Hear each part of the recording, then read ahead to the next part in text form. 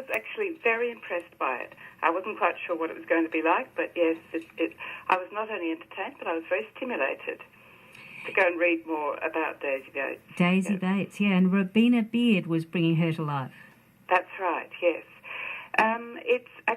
It was a double bill at the Holden Street Theatre. Oh, yeah. It was followed by Angels Over Kangarilla, which is a video about the work of artist and printmaker Janet Aliff, and both of these pieces were produced by Geoffrey Sykes, who's a New South Wales-based writer and also a video producer.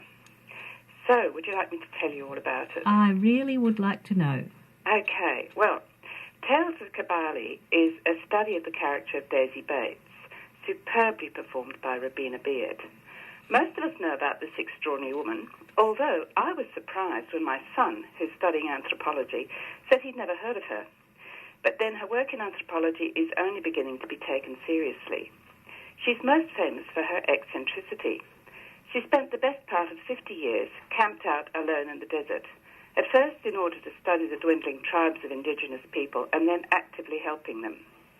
But even more notorious is her marriage to Breaker Morant, which was never annulled, even though they soon separated.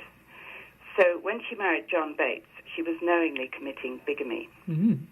Very few of us have read her writings, and it's for her unique voice that Sykes has attempted to bring out in this play, rather than the extraordinary behaviour that made her famous. The Irish lilt in Robin Beard's delivery is not overdone, but it enhances the storytelling that Daisy is obviously so good at, and her graceful hand and body movements vividly illustrate the tales she relates. She describes some of the native people she's known with deep affection and recounts their myths with as much assurance as if they were her own folk tales. There's bitterness as well as joy in her recollections, as she speaks of the closing of the bore at Aldia when the water was contaminated.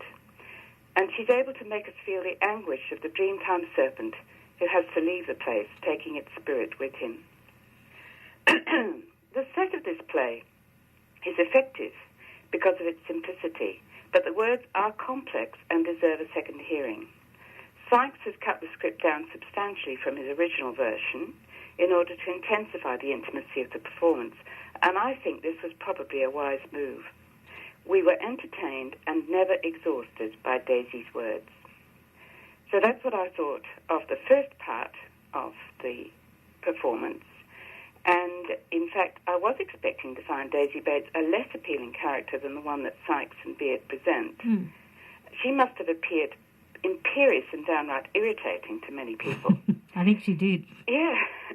But in this play, she actually makes peace with herself and has no regrets, except for the love that she was unable to give to her son.